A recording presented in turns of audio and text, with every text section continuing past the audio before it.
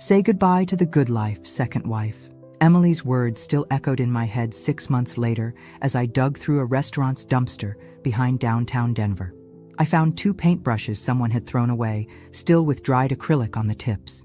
I ended up sleeping on park benches while she lived in the house I'd helped pay for 25 years. If you're watching this, subscribe and let me know where you're watching from. How did I get here? Well, let me backtrack to the day my whole world collapsed. My name is Sarah Cooper, and at 60, I never thought I'd be explaining how I went from comfortable widow to homeless woman in less than a week. But here we are, and trust me, this story gets much more interesting. Robert Hayes died on a Tuesday morning in January, clutching his coffee cup while reading the newspaper. No warning, no goodbye, just gone. We'd been together 25 years, but we never officially married. Why mess with paperwork when we're already committed, he used to say. Turns out, that paperwork would have saved my life. Emily inherited everything. Every single thing. The house where I'd hung my paintings for 2 decades, the bank accounts I'd helped build, even the car I drove to my part-time job at the art supply store. Legally, I was nothing more than a roommate who'd overstayed her welcome. You have 2 weeks, Emily announced at the funeral reception, her voice sweet as honey for the guests, but ice cold for me. Daddy always said this house was mine, and now it legally is. I stood there in my black dress, still holding a sympathy card from someone I barely knew, watching my 36-year-old stepdaughter plan my eviction. 25 years of trying to be her mother, 25 years of birthdays and Christmas mornings and school plays, reduced to a 2-week notice. The worst part? People nodded sympathetically. Emily needs time to grieve, they whispered. It's hard losing your father. Nobody mentioned that I'd lost him too. I packed my clothes, my few pieces of jewelry, and 3 paintings I'd rolled up carefully. Everything else stayed behind. Emily watched me load my ancient Honda with the satisfied smile of someone who'd finally gotten her way. Don't think you can come back, she called from the front porch. I'm changing the locks tomorrow. 6 months later, I was sleeping in my car when it finally broke down for good. $300 in my pocket, nowhere to go, and winter coming fast. That's when I learned that being 60 and homeless in America means being invisible. I'd applied for jobs, but who wants to hire a woman my age with paint under her fingernails? I tried staying in shelters, but the waiting lists were longer than my patience. So I learned to find food in dumpsters and warmth in library reading rooms. The only things I refused to sell were those 3 paintings. Call it stubborn, call it stupid, but they were the last pieces of who I used to be. I was examining those rescued paintbrushes when a shadow fell across me. Excuse me, are you Sarah Cooper? I looked up to see a well-dressed woman in her 50s, holding a leather briefcase and looking completely out of place behind a restaurant. My first thought was that Emily had sent someone to harass me further. Who's asking? I replied, clutching my small bag protectively. My name is Margaret Lewis, and I've been looking for you for months. She paused, studying my face. I'm an attorney representing the estate of Jason Miller. Jason. My cousin Jason, who'd moved to New York 15 years ago and gradually lost touch. The last I'd heard, he was doing well in some kind of investment business. Jason's dead? The words came out smaller than I intended. Margaret nodded gently. I'm sorry for your loss. He passed away 3 months ago. But Sarah, there's something else you need to know. She opened her briefcase and pulled out an official-looking document. Your cousin left you everything. His entire estate. $37 million. The dumpster seemed to spin around me. $37 million.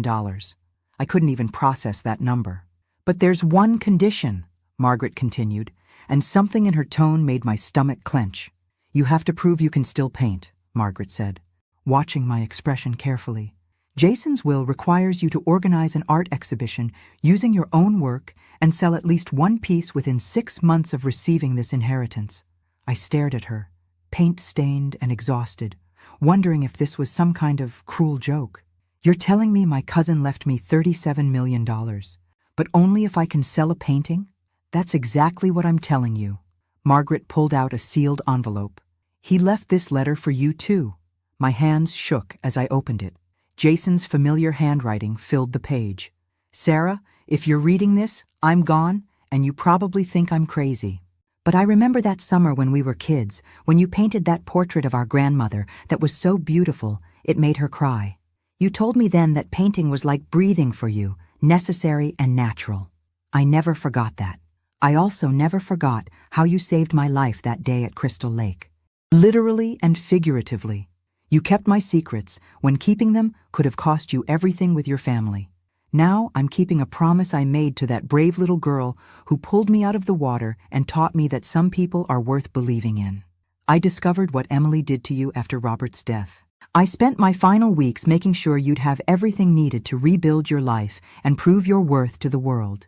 The money is yours, but only if you believe in yourself first. Paint again, Sarah. Show the world what I've always known was there. Love, Jason." I folded the letter carefully, my throat tight with emotion. Margaret was still watching me. "I need to explain why it took me so long to find you," she said gently. "Jason hired a private investigator to keep track of your situation after Robert's death. When Jason became too ill to communicate directly, he instructed the investigator to continue monitoring and report to me after his passing. He was sick? Pancreatic cancer. Diagnosed in February, just weeks after he learned about your homelessness. He spent his final 2 months revising his will and creating a comprehensive plan to help you rebuild. I thought about Jason as a 7-year-old, small for his age and scared of everything. The day he fell through the ice at Crystal Lake, I didn't hesitate. I crawled out on that frozen surface and pulled him to safety, even though I was only 9 and barely bigger than he was. The investigator documented everything Emily did," Margaret continued, pulling out another folder. "Emily Hayes has been actively working to damage your reputation in the local art community since March." "What do you mean?" "She contacted galleries, art critics, and potential buyers, spreading false information about your mental state and the quality of your work. She even hired a public relations firm to ensure you couldn't rebuild your life through art." The vindictiveness of it took my breath away. It wasn't enough for Emily to take everything Robert left behind. She wanted to destroy any chance I had of starting over. "The investigator has documented emails, phone records, and financial payments. Emily paid several gallery owners and critics to refuse your work and spread rumors about your instability." I looked down at my dirty clothes, my empty stomach growling despite the emotional chaos. "I haven't painted anything real in months. I don't even have supplies." "That's the first thing we'll fix," Margaret said, standing up. "Jason's will includes provisions for everything you'll need. Studio space, supplies, and living expenses while you prepare. But Sarah, you have to want this. The money isn't just about proving you can paint. It's about proving you remember who you are." I thought about Emily's smug face as she watched me pack my life into garbage bags. I thought about the gallery owner who'd refused to even look at my work because someone had warned him I was unstable. I thought about sleeping in my car and digging through trash for supplies. Most of all, I thought about 9-year-old me crawling across that ice to save my cousin, not because I wasn't scared, but because someone I loved needed help. "When do we start?" I asked. Margaret smiled for the first time since she'd found me. "Right now. But first, let's get you somewhere warm and clean. You have an exhibition to plan, and we have 4 months to make it happen." As we walked toward her car, I clutched Jason's letter in my pocket. $37 million and the chance to paint again. It felt impossible, but then again, so had pulling a drowning boy from an icy lake. The only question now was whether I still had the courage I'd shown at 9 years old, and whether 4 months would be enough time to create the body of work that would change my life forever. 3 days later, I stood in what used to be Jason's Denver penthouse, trying to process the magnitude of his life. Floor-to-ceiling windows overlooked the city where I'd spent 6 months invisible. And somehow that felt symbolic. "He bought this place 18 months ago," Margaret explained, handing me the keys. "He said he was planning to retire here eventually, to be closer to family." Family, meaning me. The thought made my chest tight with grief and gratitude. The penthouse had everything. A full art studio, with north-facing windows, professional easels, drawers full of supplies I could only dream of owning. But it was the small framed photo on the studio desk that made me sit down hard. Me at 25, painting by the lake during a family reunion. I remembered Jason taking that picture. Remembered him saying, "You look like you belong in an art museum yourself, Sarah." I'd laughed it off then, but he'd kept the photo for 35 years. There's something else you need to understand about the timeline, Margaret said carefully. Jason didn't just happen to learn about your situation. He'd maintained contact with Robert over the years, and Robert called him in January, the day before he died. Robert called Jason? Robert was worried about what would happen to you if something happened to him. He'd been meaning to update his will for years, but kept postponing it. That phone call was Robert asking Jason to watch out for you if anything ever happened. The revelation hit me like a punch. Robert had known he needed to protect me legally, had reached out to the one family member who might help, but died before he could follow through. Jason spent February investigating your situation through the private detective. When he learned about Emily's treatment of you, he immediately consulted lawyers about changing his will. The cancer diagnosis came in late February, which accelerated his timeline. I understood now. Jason hadn't been planning my inheritance for months in advance. He'd learned about my crisis, discovered he was dying, and spent his final 6 weeks constructing an elaborate safety net disguised as an artistic challenge. I met Robert Hayes in 1999 at the Denver Museum of Nature and Science. I was 35, working as a part-time art instructor for their children's programs. Robert was a recently widowed engineer with a 10-year-old daughter who'd signed up for my Saturday painting class. Emily seems artistic, I told him after the first session. Watching his daughter carefully arrange her brushes in perfect lines. Her mother was, Robert said quietly. Cancer took her 2 years ago. Emily hasn't been the same. I understood. Grief changes children in ways adults struggle to recognize. Emily was precise, controlled, desperate to make everything perfect because perfection felt safe. For months, I worked with her on Saturdays, watching her create beautiful, technically excellent paintings that somehow felt empty. She had skill, but no joy, talent, but no freedom. She likes you, Robert said one afternoon as we watched Emily pack her supplies with military precision. She tolerates me, I corrected. There's a difference.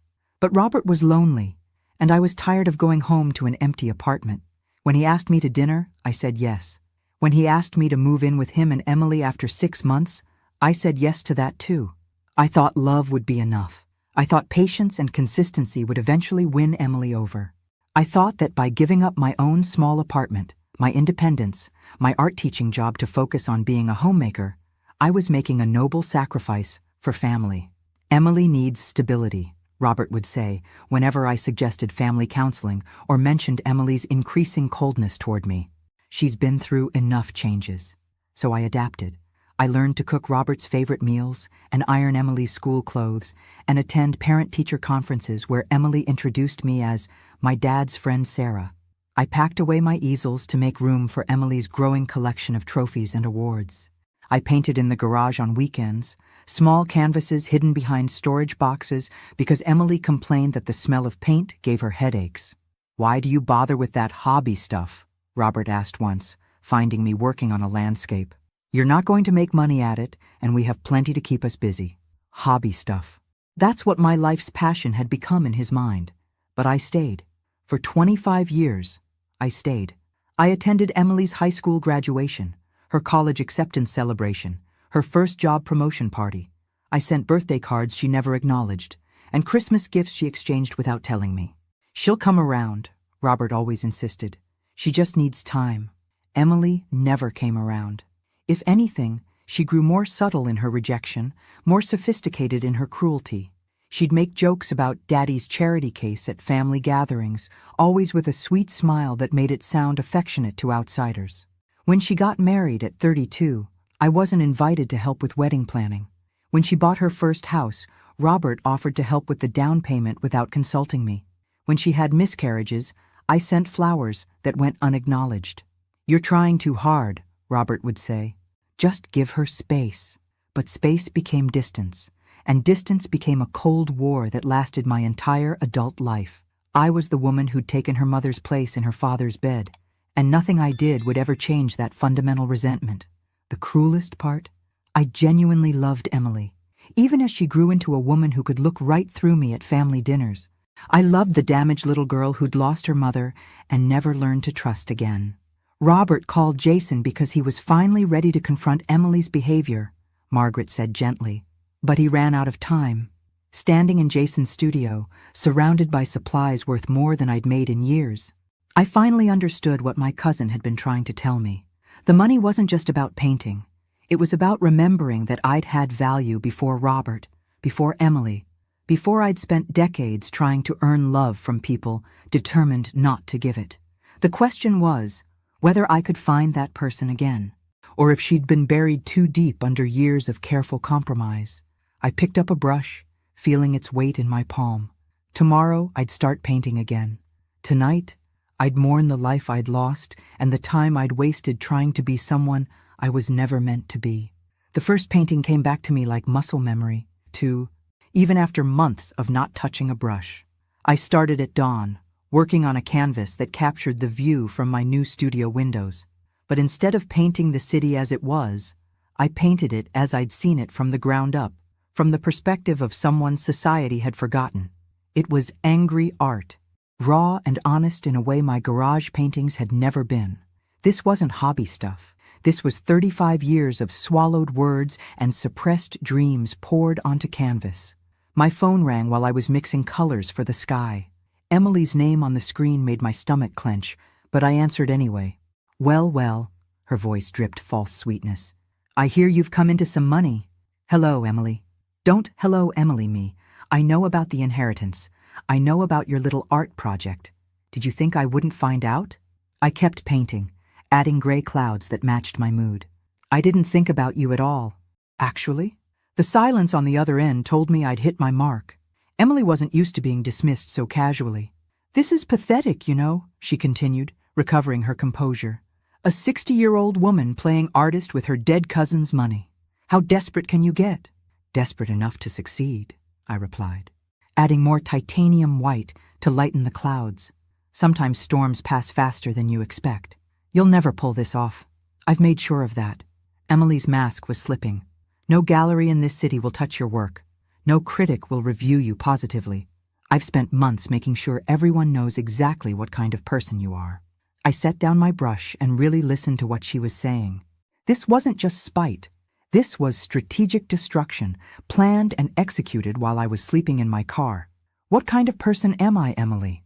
Unstable, manipulative, a woman who preys on older men and convinces them to leave her money. Sound familiar? The accusation was so absurd it made me laugh. Preys on older men? I lived with your father for 25 years and got nothing for it because Daddy finally saw through you at the end. Emily's voice turned vicious. He told me he regretted ever letting you move in, said you were suffocating him with your neediness and your desperate little paintings. The words hit like physical blows, designed to hurt and humiliate. But something had changed in me over these past few days. Maybe it was living in Jason's space, surrounded by evidence of his belief in me. Maybe it was holding a brush again and remembering who I used to be. You're lying, I said simply. Am I? Then why didn't he marry you? Why didn't he leave you anything? Why did he call Jason the day before he died asking him to watch out for you? That last detail was new information, and it actually gave me hope rather than pain. Robert had been trying to protect me, had reached out to family for help. Because he knew you'd throw me out, I said, pieces falling into place. He was trying to make sure I'd have somewhere to go when you showed your true colors. I showed him what everyone else could see, Emily said coldly. That you were a leech attached to our family, taking up space and contributing nothing. I contributed everything, I said quietly. I gave up my career, my apartment, my independence, my art. I gave up everything to take care of you and your father. Nobody asked you to.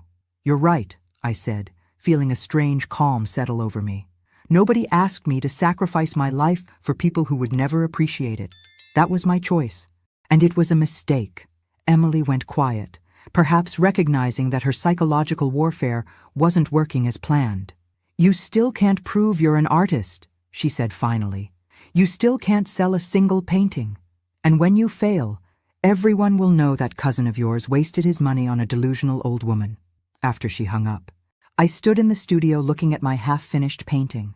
The city spread out below, full of people going about their lives, unaware of the small drama playing out in a penthouse window. Emily was wrong about one thing. Robert had loved me in his way, but he'd loved his daughter more, and he'd been too weak to confront her hatred of me. That weakness had cost us both dearly. But Emily was right about the challenge ahead. I had 3 months to organize an exhibition, create enough quality work to fill it, and somehow sell at least one piece despite her campaign to destroy my reputation. I picked up my brush again and added a shaft of sunlight breaking through the storm clouds. Sometimes you have to paint the hope you want to see, not just the darkness you're living through. The phone rang again. This time, it was Margaret. "I've been making some calls," she said without preamble, "about this reputation damage Emily's been spreading. Would you be interested in fighting back?" "What did you have in mind?" "Jason's will includes provisions for legal action against anyone who attempts to interfere with the inheritance conditions. What Emily's doing could be considered tortious interference." I thought about it, tempted by the idea of legal revenge, but something held me back. "No," I said finally. "I don't want to win this because I sued my way to success. I want to win because my art is good enough to stand on its own. Even if she's rigged the game against you?" I looked at my painting again, at the light breaking through the darkness. Especially then. Emily spent so much energy trying to destroy me that she's forgotten I might actually be worth believing in. And if you're wrong? If her campaign has been too effective? I smiled, feeling something I hadn't felt in years. Not hope exactly, but determination. Then I'll paint my way through it. Jason believed I could do this, Margaret. Maybe it's time I started believing it too. But even as I said the words, I wondered if belief would be enough to overcome 25 years of doubt and 6 months of systematic destruction.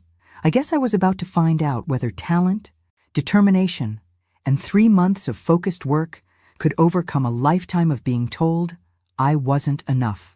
The funeral director handed me Robert's personal effects in a small manila envelope.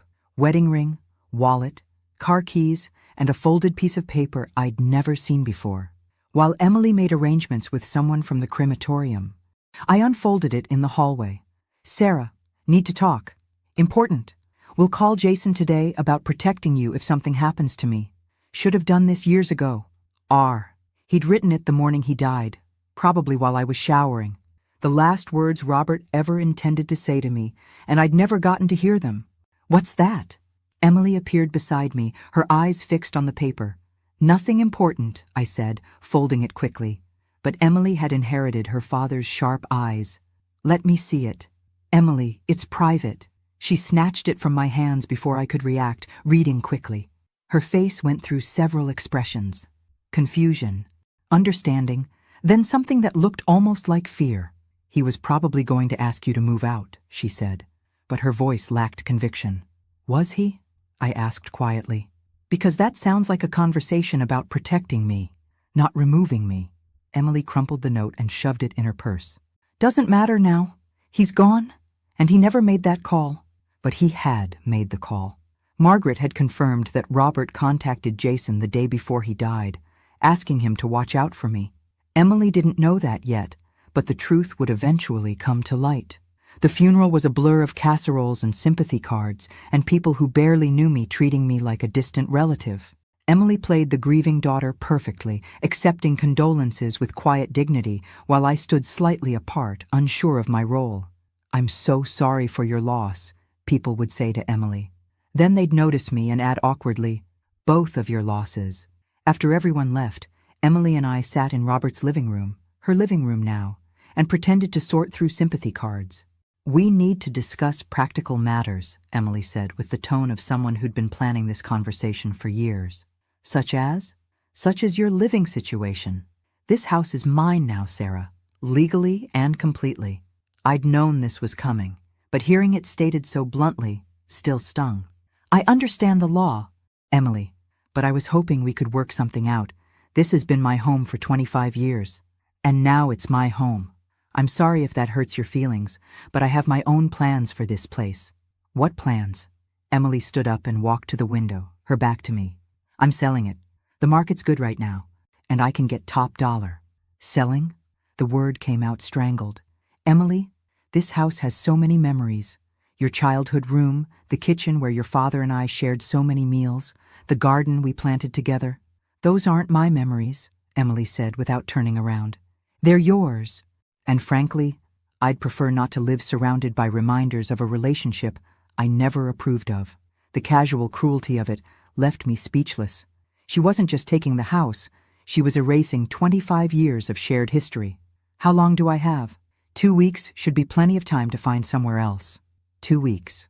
At 60 years old, with minimal savings and no job prospects, I had 2 weeks to rebuild my entire life. Emily, please. I know we've had our differences, but I loved your father.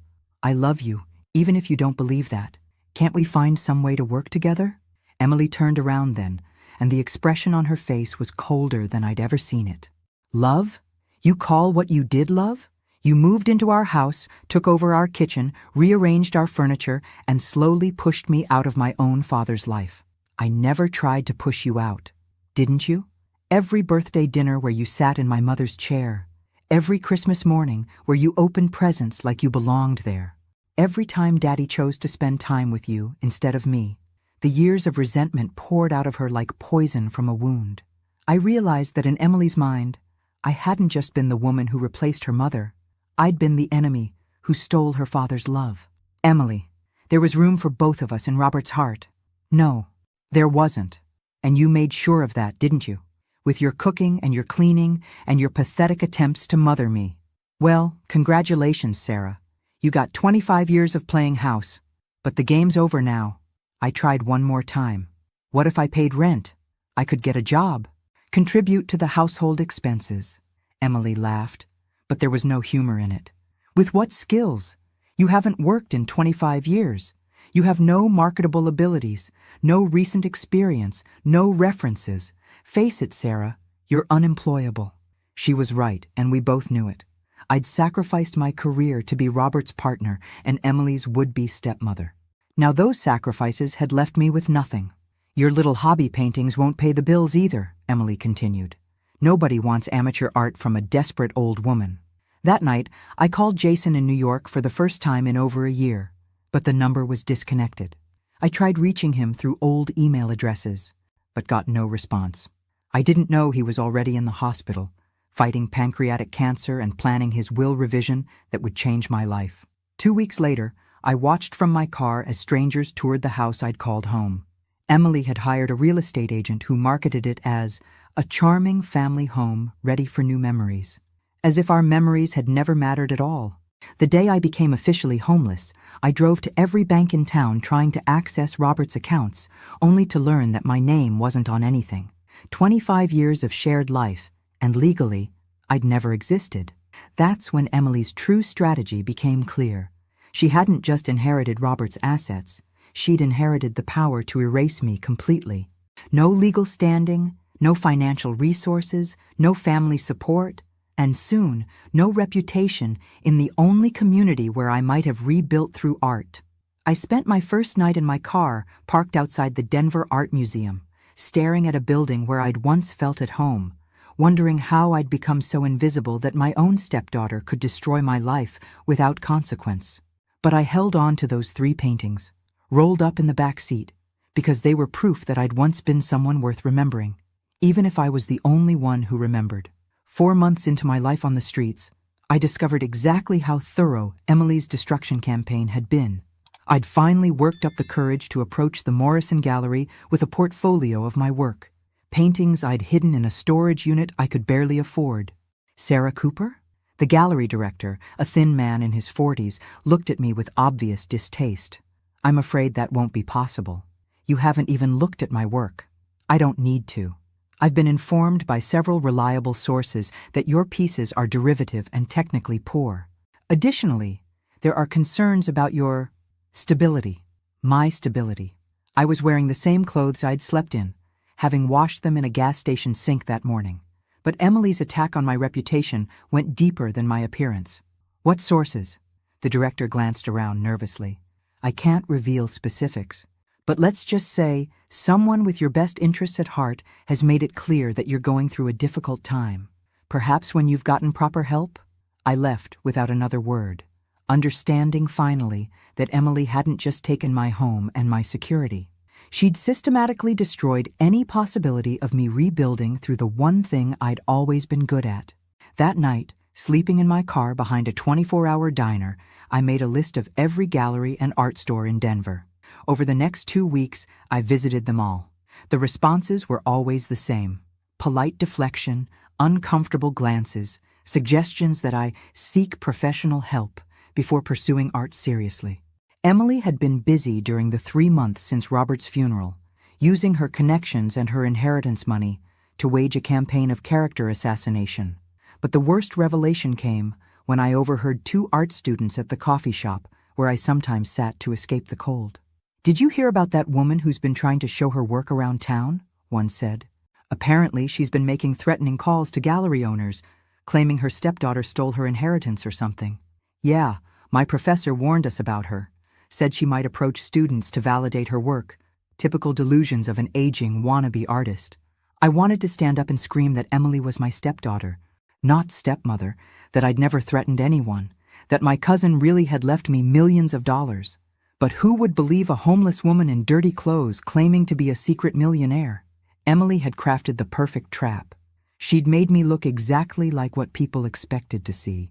A delusional homeless woman with artistic pretensions and a tenuous grip on reality. The phone call that changed everything came on a Tuesday afternoon in July while I was sitting in the downtown library trying to get warm. "Is this Sarah Cooper?" The voice was professional, female, unfamiliar. "Yes. My name is Margaret Lewis. I'm an attorney representing the estate of Jason Miller. I've been trying to locate you for some time." Jason. My heart clenched with fear and hope in equal measure. "Is he? I'm afraid Mr. Miller passed away 3 months ago. I'm very sorry for your loss. But Ms. Cooper, there are matters regarding his estate that require your immediate attention." 3 months. Jason had been dead for 3 months while I'd been digging through trash and sleeping in my car. The guilt hit me like a physical blow. "I apologize for how long it's taken to find you," Margaret continued. "Your last known address was the Hayes residence, and when I learned you were no longer living there, it required considerable investigation to track you down. The homeless shelter system doesn't make it easy to locate specific individuals. That explained the delay. Margaret had been searching through official channels while I'd been living invisibly on the streets. I'm calling because you're the primary beneficiary of his will. But there are conditions that must be met within 6 months of his death.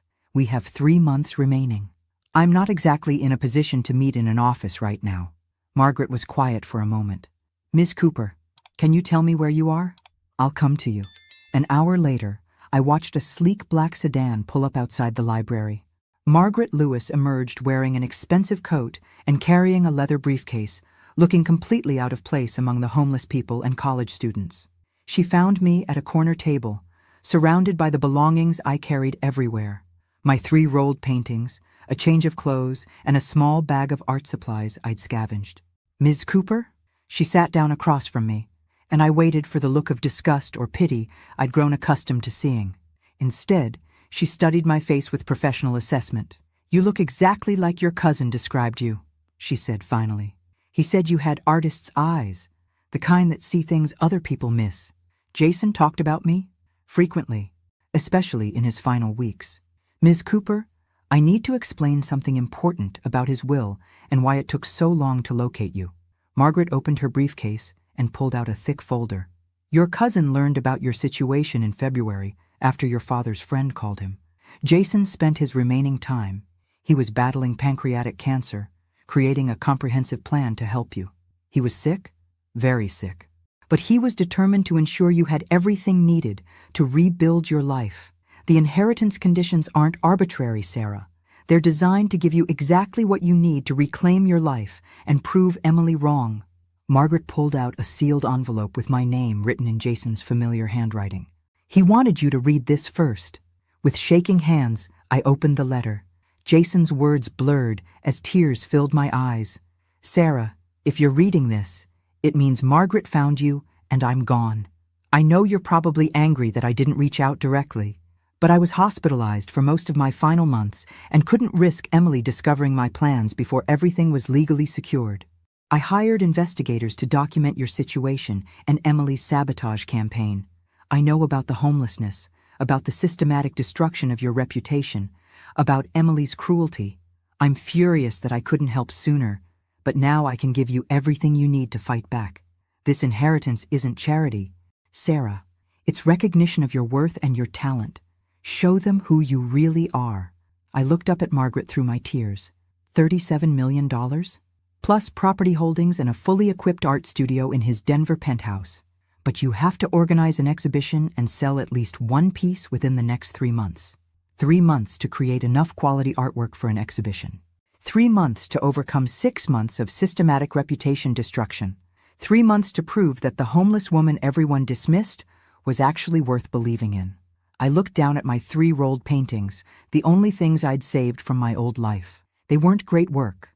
They were tentative, safe, created by someone afraid to take up too much space. But they were a beginning. "I'll do it," I said. Margaret nodded as if she'd never doubted it. "Jason said you would.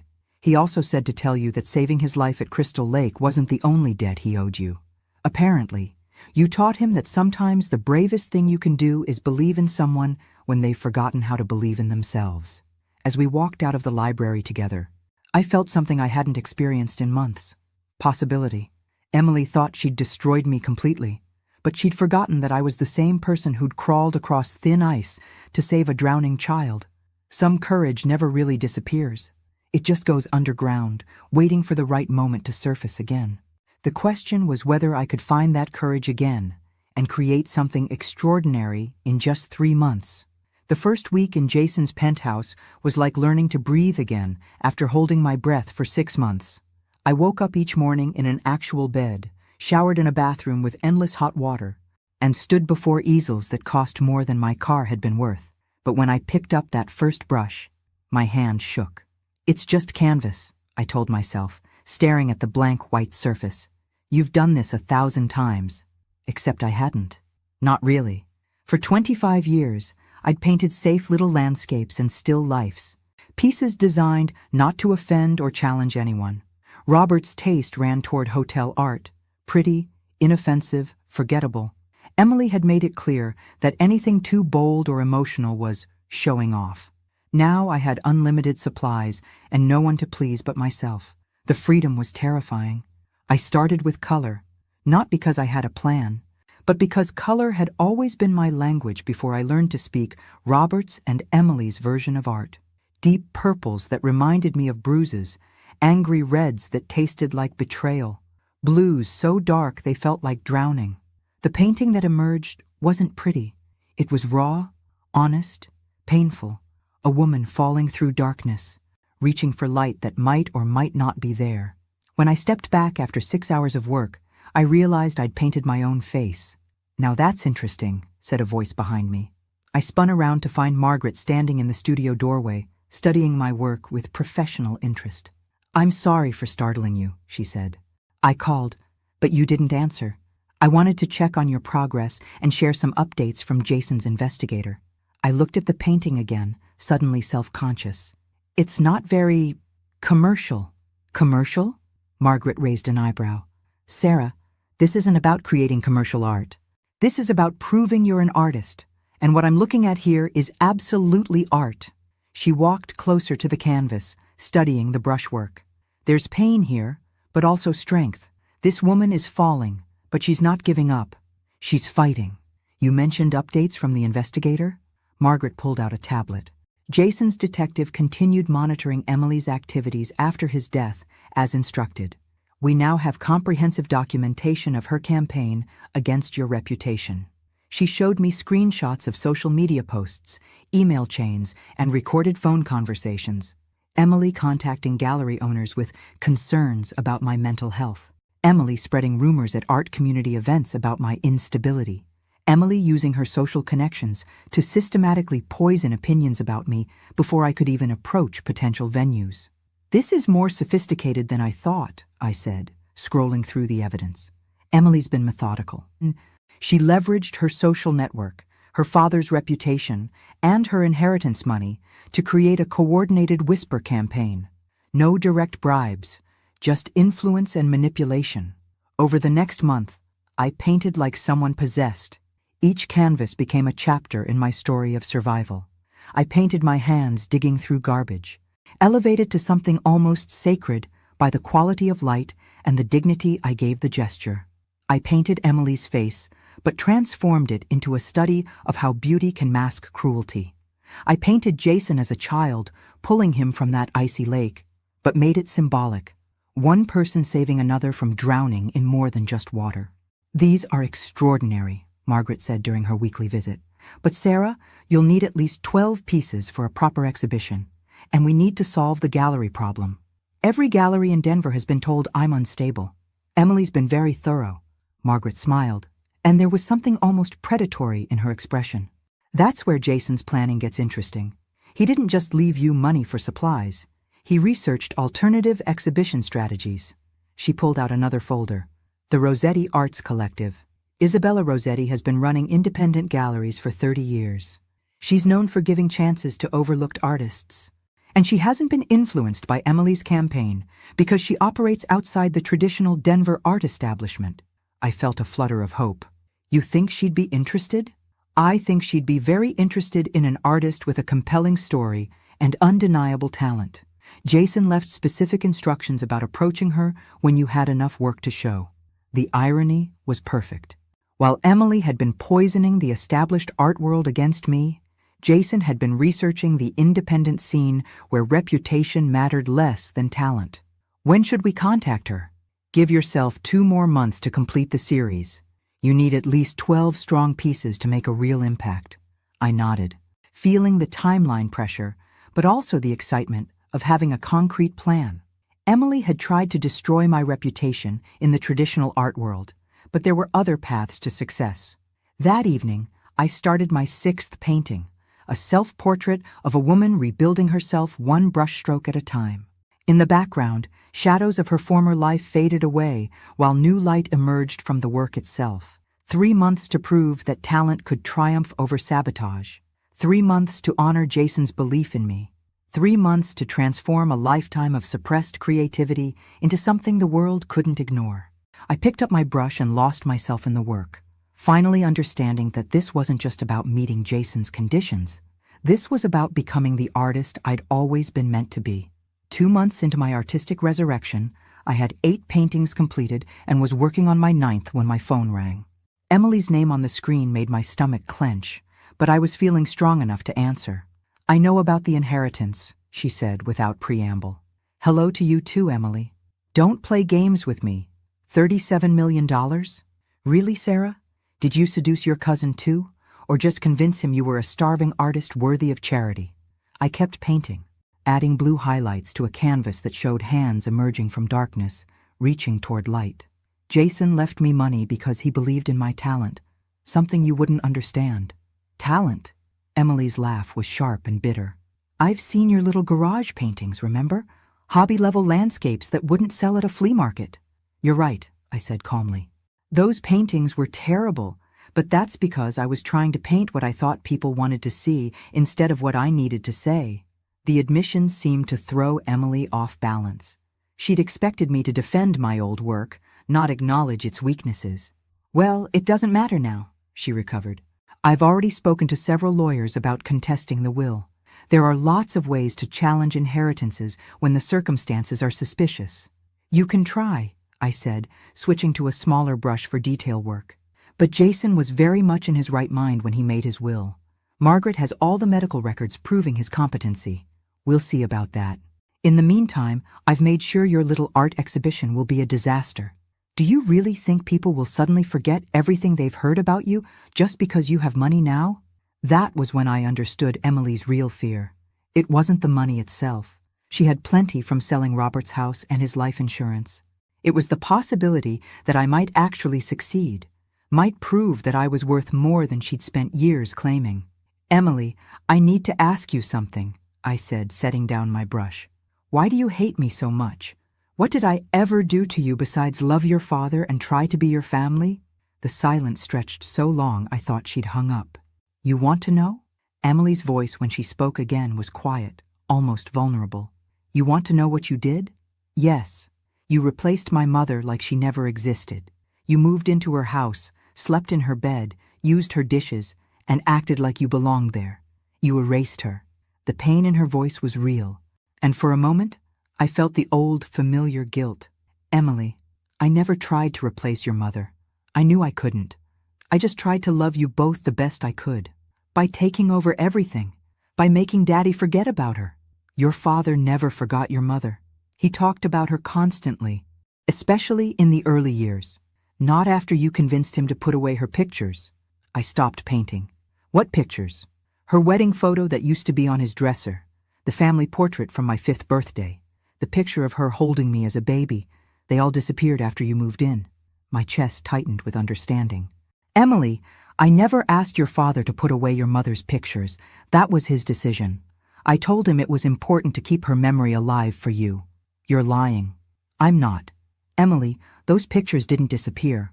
Your father kept them in his desk drawer in his office. Sometimes I'd find him looking at them when he thought no one was watching. He missed her terribly, but he was trying to be strong for you. Another long silence. That's not true. It is true. He didn't put them away because of me. He put them away because looking at them made him cry, and he didn't want you to see him break down. I could hear Emily breathing on the other end of the line, processing this information that challenged 25 years of resentment. If that's true, then why didn't you tell me? Because you were 10 years old and grieving, and your father asked me not to. He was afraid it would make you worry about him too. So you let me think you'd made him forget her. I let you think whatever you needed to think to feel safe. Emily, I was never your enemy. I was just a woman who loved your father and wanted to help take care of his daughter. Emily was crying now, quiet sobs that broke my heart. I wasted so much time hating you. You were protecting your mother's memory. That's not hate, Emily, that's love. But I hurt you. I threw you out when Daddy died. I spent months poisoning people against you. I tried to destroy any chance you had of rebuilding your life. Yes, you did. And you're not going to forgive me, are you? I thought about that question while looking at my paintings, all the anger and pain and determination I'd poured onto canvas over the past 2 months. Emily, forgiveness isn't about pretending the hurt didn't happen. It's about deciding not to let that hurt define the rest of your life. What does that mean? It means I understand why you did what you did. And I hope someday you'll understand why I have to succeed anyway. After Emily hung up, I stood in the studio surrounded by my work, feeling something shift inside me. The paintings were no longer just about proving my talent or claiming my inheritance. They were about proving that people could survive the worst kinds of betrayal and still choose to create something beautiful. I picked up my brush and started a new canvas, a portrait of a young girl holding a photograph of her mother, while an older woman watched from the shadows, not with jealousy, but with protective love. Some stories needed to be told truthfully, even when the truth was complicated. But later that evening, Margaret called with concerning news. "Emily's hired Jonathan Crawford," she said grimly. "Who's Jonathan Crawford?" "One of the best inheritance attorneys in Colorado. He's expensive, which suggests Emily is serious about this challenge." Suddenly, my 3 months of painting felt like borrowed time that might be running out faster than I'd thought. 6 weeks before my planned exhibition opening, everything started falling apart. The first sign of trouble came when Margaret called with an update from the legal front. "Crawford's filed preliminary motions questioning Jason's mental competency," she said grimly. "He's claiming that leaving such a large inheritance to a distant relative with specific artistic conditions suggests diminished capacity. Can he prove that? He doesn't need to prove it. He just needs to create enough doubt to delay the inheritance distribution. And Sarah, if the courts freeze the assets before you meet the exhibition requirement, I forfeit everything." I sank into a chair in Jason's studio, surrounded by 10 completed paintings that might become meaningless if Emily's legal strategy succeeded. Crawford's strategy is delay tactics. He's betting that you can't meet the 6-month deadline if he ties up the inheritance in court proceedings. I looked at my paintings, thinking about all the work, all the emotional excavation, all the hope I'd poured into them. How long could this legal challenge take? Months, possibly years if Emily's willing to keep paying legal fees. That afternoon, I called Isabella Rossetti at the Arts Collective, hoping to accelerate my timeline. "Ms. Cooper," Isabella's warm voice came through the phone. "Margaret Lewis spoke to me about your work. I'd very much like to see what you've created. I have 10 pieces completed, but I was hoping to finish 12 before approaching galleries. 10 strong pieces are better than 12 mediocre ones. Would you be available to show me your work tomorrow?" The Rossetti Arts Collective occupied a converted warehouse in Denver's emerging arts district. Isabella Rossetti, turned out to be a sophisticated woman in her 60s with silver hair and eyes that missed nothing. "Show me," she said simply, after the introductions were over. I'd brought slides of all 10 paintings, my hands shaking slightly as I set up the projector. Isabella studied each image in silence, occasionally asking me to go back to a previous piece or hold on a particular detail. When I finished, she sat quietly for a long moment. "These are not the paintings of someone who's mentally unstable," she said finally. "These are the paintings of someone who's been through hell and decided to document the journey with unflinching honesty. Does that mean? It means I want to offer you a solo exhibition in my main gallery space. But Sarah, I need to be honest about something. I've heard the rumors about your mental state, your instability, your supposed delusions about inherited money." My heart sank. Even Isabella had been influenced by Emily's campaign. "But I've also seen your paintings," she continued, "and great art doesn't lie. Whatever your circumstances, whatever your personal struggles, you've created something powerful here. That's what matters in my gallery." We spent the next hour discussing logistics. Isabella wanted to schedule the opening for 5 weeks from that day, giving me time to complete 2 more pieces to round out the series. "There is one condition," she said as we finalized the arrangements. "I want you to include a piece about the experience of being homeless. Not as exploitation, but as testimony. The art world needs to see what happens when we dismiss people based on their circumstances rather than their talent." That evening, I started my 11th painting, a self-portrait of a woman digging through garbage, but painted with the same reverence and dignity that classical artists brought to religious subjects. The piece asked a simple question: what makes one person's struggle worthy of art and another's worthy only of scorn? I was adding final details when Margaret called with more legal updates. "Crawford's getting more aggressive. He's filed for an emergency hearing to freeze all inheritance assets pending a full competency investigation." "When?" 2 weeks from now. "Sarah, if he succeeds, you won't legally be able to access any of Jason's money, including what you've already spent on supplies and living expenses." "What does that mean?" "It means you could be charged with spending money from a fraudulent inheritance.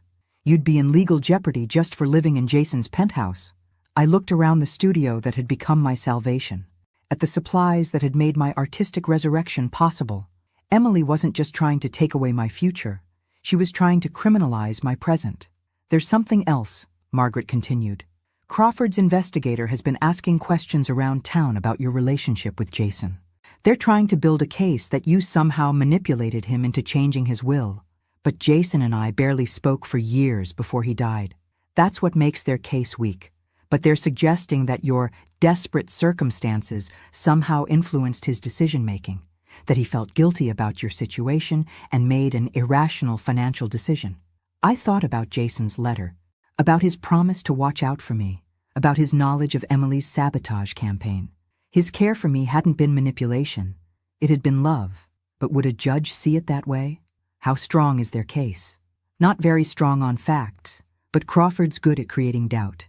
And in inheritance law, sometimes doubt is all you need to tie up assets for years. Years.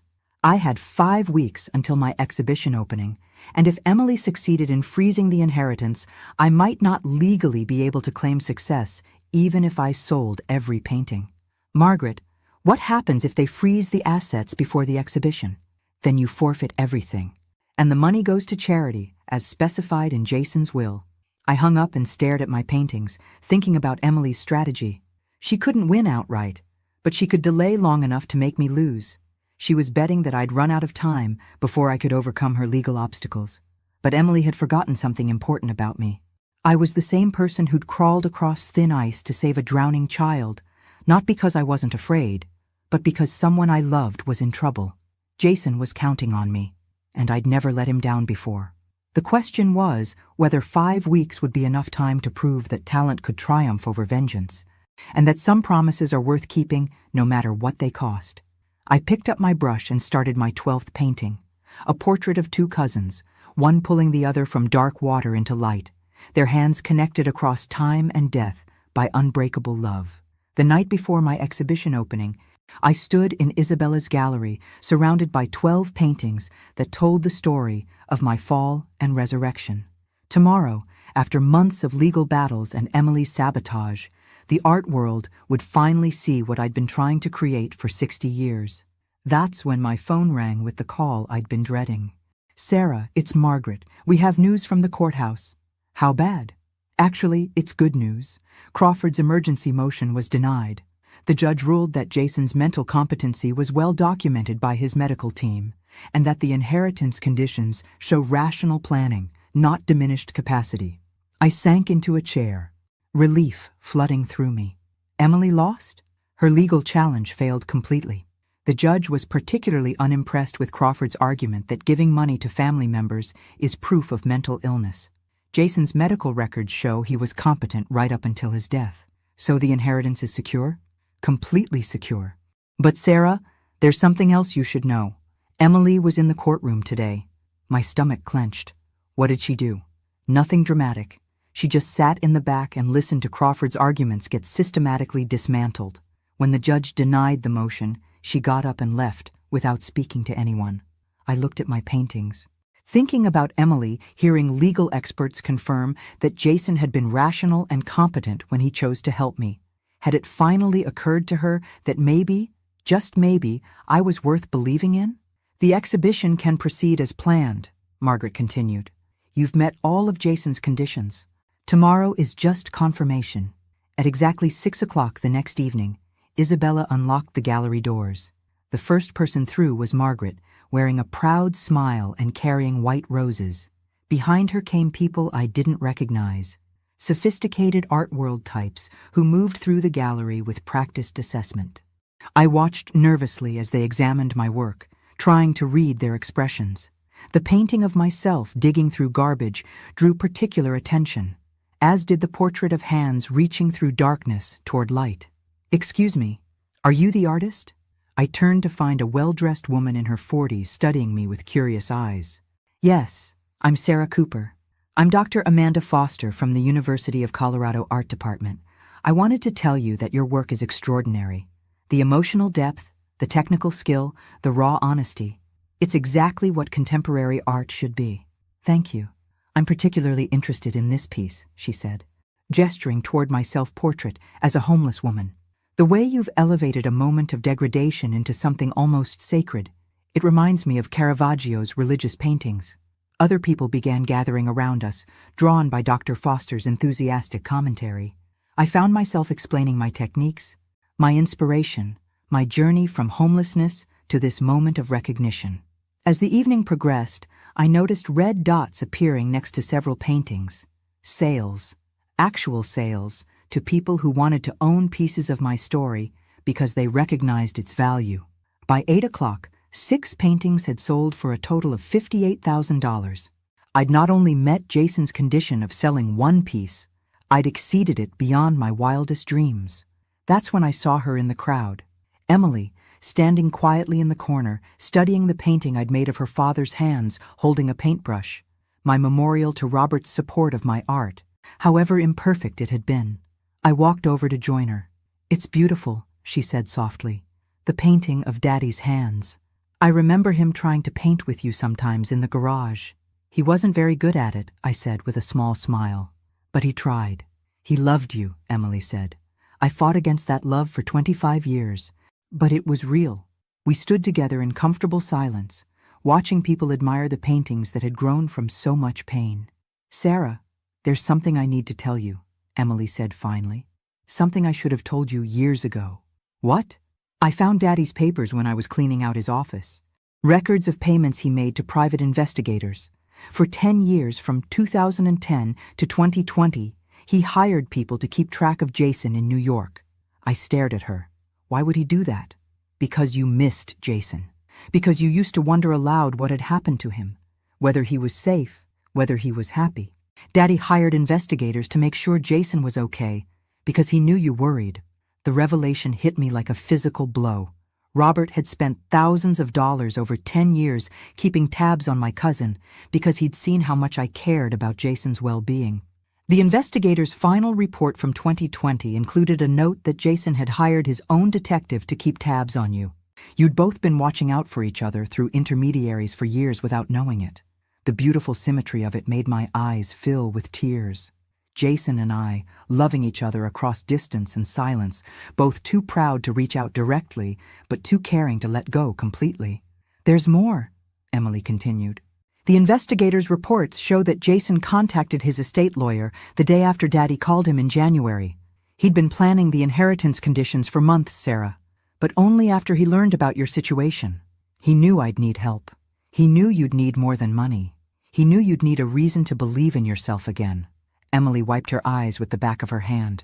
"The exhibition requirement wasn't about proving you could paint. It was about giving you permission to be the artist you'd always been." At 9 o'clock, Isabella announced the final sales tally. 8 of my 12 paintings had sold for a total of $76,000. I'd not only met Jason's conditions, I'd proven that my art had genuine commercial and critical value. As the crowd began to thin, I found myself standing before the painting of myself, falling through darkness, reaching for light. A small woman approached me, probably in her 70s, wearing a simple blue dress. "Excuse me, dear, are you the artist?" "Yes, ma'am. I'm Dorothy Chen. I've been following your story in the papers." She paused, studying the painting. "I lost my home last year when my family decided I needed assisted care. I've been feeling like my life was over." She pointed to the reaching hand in my painting. "But looking at this, seeing what you've accomplished after losing everything, it gives me hope that maybe my story isn't finished either." Dorothy Chen bought the painting of myself, falling toward light.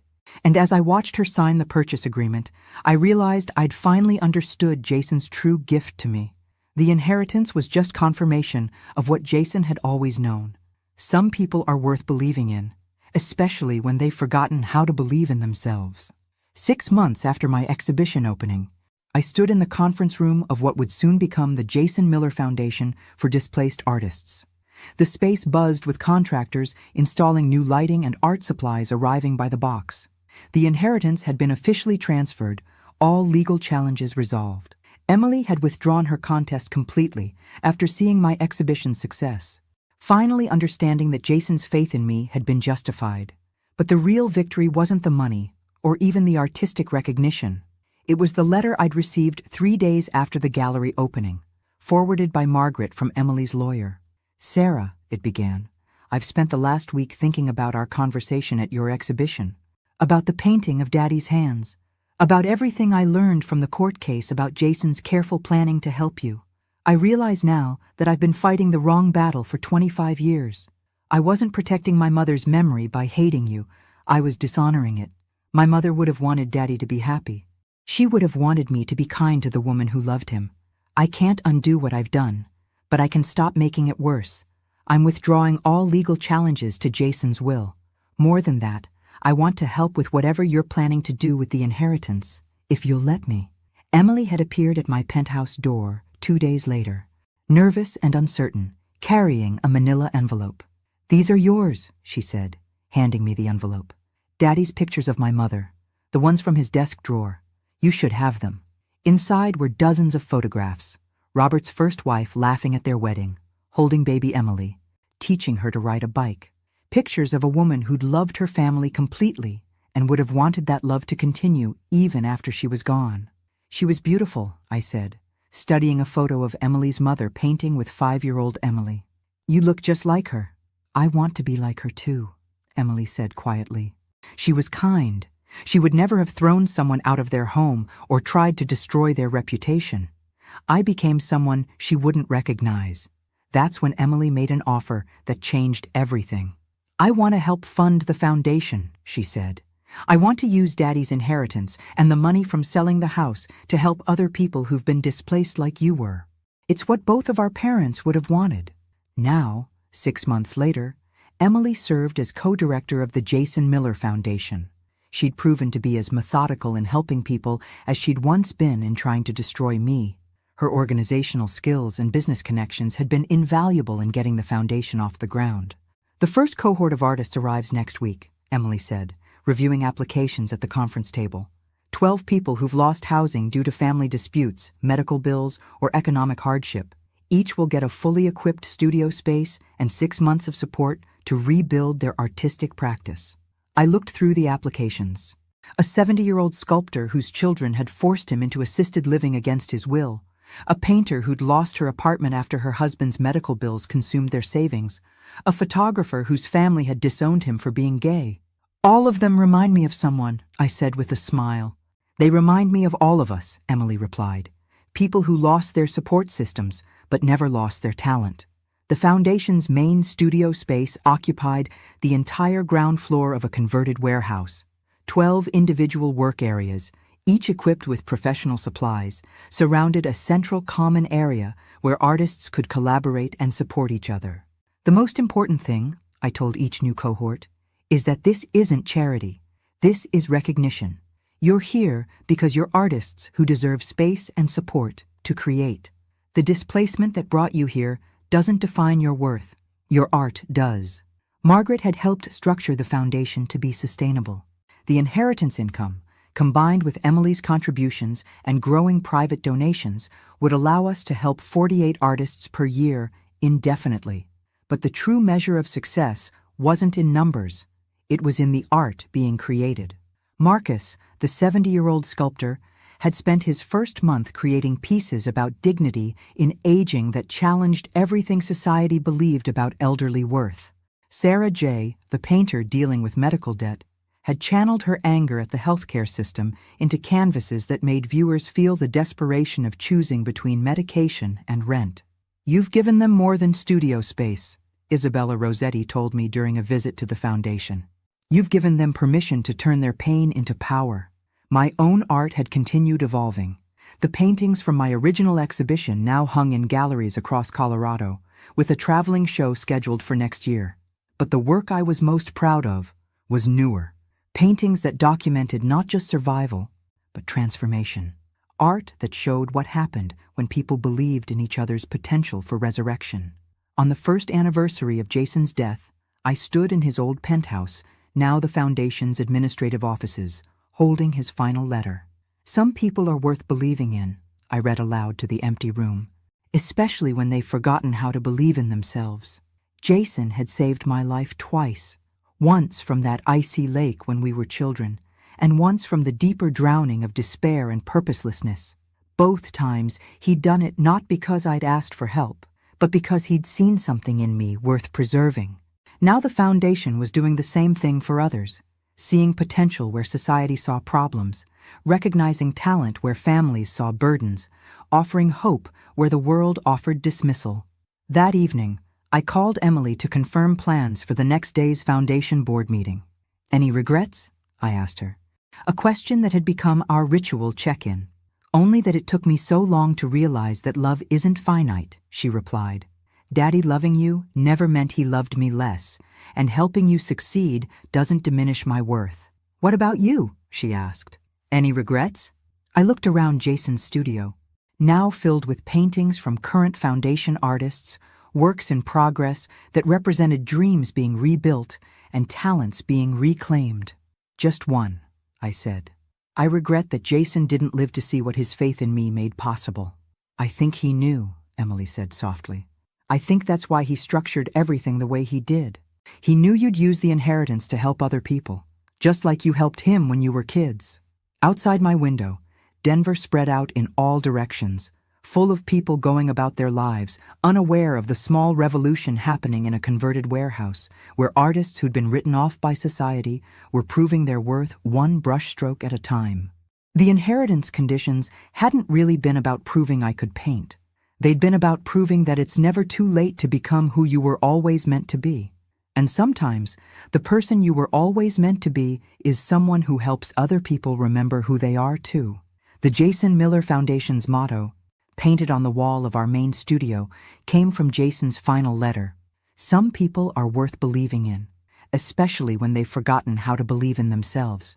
Every day, I watched artists who thought their stories were over discover that they were actually just beginning a new chapter.